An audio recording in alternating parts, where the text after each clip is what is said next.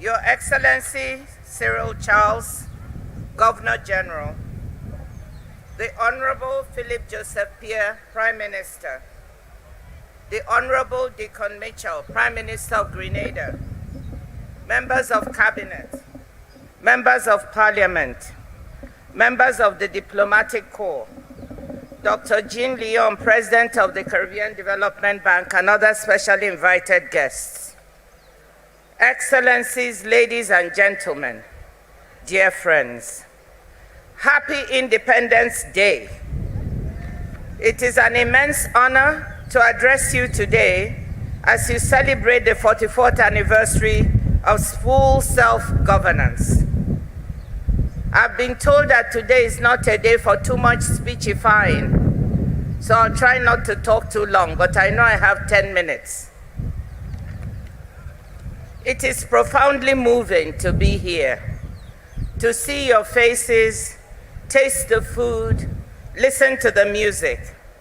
I was familiar with Sir Derek Walcott's memorable phrase about the people of St. Lucia, quote, "Our origins that range from the most disparate places, from the dugouts of Guinea to the now scanted dhows." I grew up not far from the Gulf of Guinea, and now I'm witnessing what he meant. This is a day to look ahead to the future, but also to look back at what St. Lucians have achieved together. You are continuing the journey started by the likes of Sir George Charles, who struggled for universal adult suffrage and for better wages and conditions for workers on the sugar plantations that dominated this country's economy until well into the 20th century. You follow in the footsteps of Sir John Compton, who built those foundations and indelibly changed the landscape of this country. For all of you young people growing up in the home of the world's highest per capita number of Nobel laureates, the examples of both Walcott and the pioneering development economist and inspiration to me, Sir Arthur Lewis, stand as inspiration to all and proof of what you can accomplish on the world stage. The years since independence have been marked by important social and economic progress. People are living longer. Life expectancy has increased from 67 to 73 years. Nearly everyone has access to electricity today, while as recently as the turn of this century, a tenth of the population did not, according to the World Bank. I don't want to pretend that everything is perfect. There is still room to improve with respect to gender gaps, for example. With apologies to the MPs present here, although I've met many women MPs since I came, only 11% of members of parliament are women. Income inequality remains a challenge. Nevertheless, per capita GDP has increased almost seven times since 1980, and that's despite a substantial decline due to the COVID-19 pandemic. That decline, and the still incomplete rebound from it, points to the remarkable resilience that is part of this island's history. Time and again, St. Lucians have been hit by economic shocks, and time and again you have overcome. The loss of trade preferences and the shift from a banana-dependent economy to the current tripod of services, manufacturing, and agriculture. From Hurricane Allen to Tropical Storm Thomas, you have demonstrated your resilience. And of course, the multiple shocks of the past 3 years with COVID-19 and sharp increases in the cost of living adding to the climate crisis. When the pandemic caused tourism to collapse in 2020, St. Lucia's GDP shrank by 24%, much more than the 15% average for tourism-dependent economies in the Caribbean. As a consequence, within the space of a year, gross government debt surged from 62% of GDP, modest by regional standards, to 97% of GDP. Tourism has come back, but still remains below pre-pandemic levels. The post-lockdown rebound in the global economy came with inflation and monetary tightening in rich economies. That in turn drove up debt service and borrowing costs for developing economies that rely on external financing like St. Lucia, limiting fiscal space for public infrastructure and social investments. Finally, exactly a year ago, the war in Ukraine drove global food and energy prices upwards, dealing a blow both to households and to St. Lucia's balance of payments. Prices in the supermarket have gone up, but for reasons you have very little control over. You have weathered similar challenges. You will recover from this. You have what it takes. That said, the international community has a moral and economic responsibility to recognize the vulnerability of countries like St. Lucia and to put in place systems that would support both immediate recovery and future resilience. This means systems on debt restructuring, on climate loss and damage, and yes, on trade. I know that global trade and the WTO have not always played the role countries like St. Lucia might have wanted. But as small island states confront exogenous shocks with ever greater frequency, trade is a key instrument to prepare for and mitigate the impacts of these shocks. And the WTO is changing to help make trade part of the solution to today's problems. It is changing in ways that put the interests of small island economies at the forefront. It is changing to show that trade is about people. The purpose of the WTO, what attracted me to take this job, is to enhance living standards, help create employment, and support sustainable development.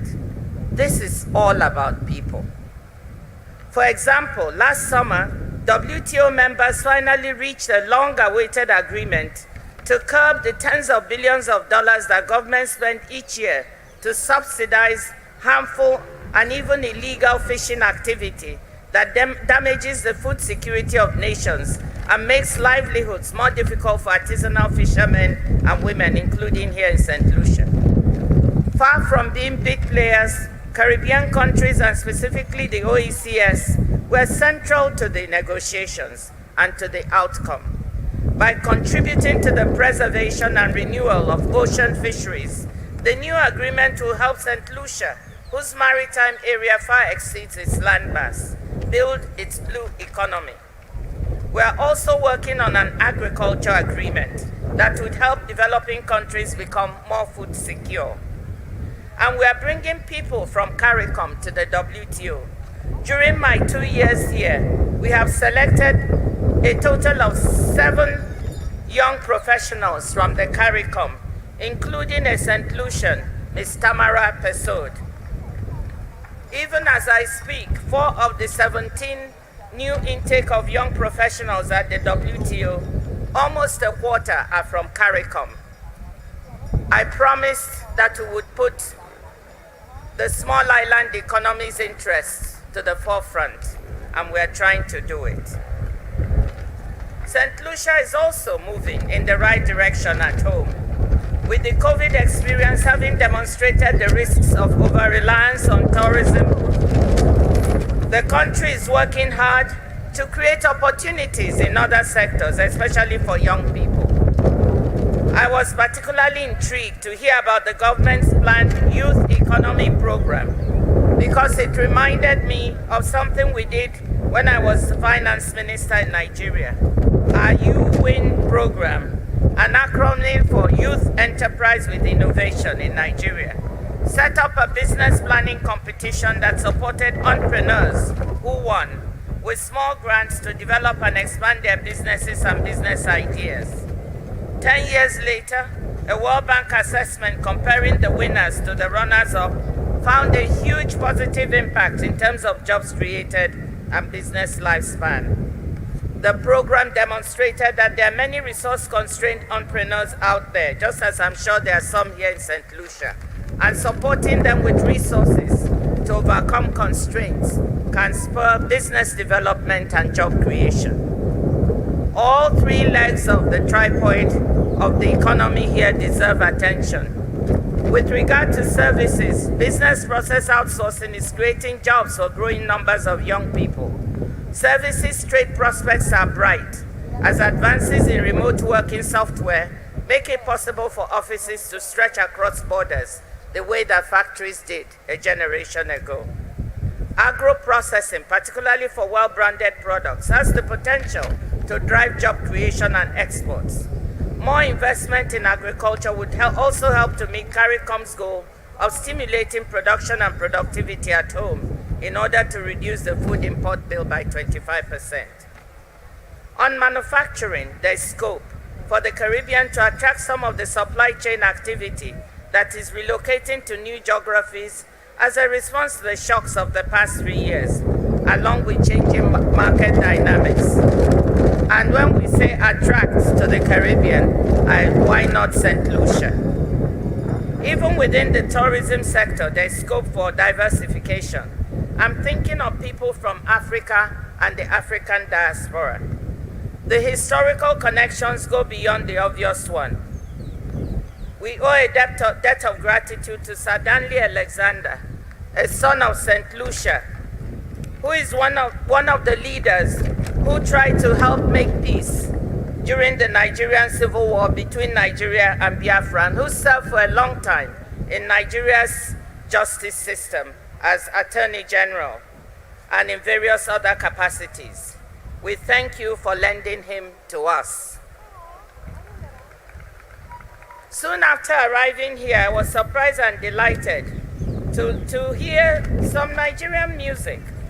My St. Lucian advisor, Ambassador Stephen Favour, tells me also that Nollywood shows are growing in popularity in St. Lucia. Maybe I shouldn't have been surprised. As Walcott reminds us, when you are at Dennery on the island's east coast, you see the raw ochre cliffs where the African breakers end, and the next port is Dakar. In conclusion, Excellencies, ladies and gentlemen, dear friends, and to young St. Lucians, St. Lucia has punched above its weight. St. Lucia is recognized all over the world. With your perseverance and ingenuity, you will continue to shape your destiny and to contribute to the destiny of the world. Duva Ansam, moving forward as one. The future is bright. Thank you.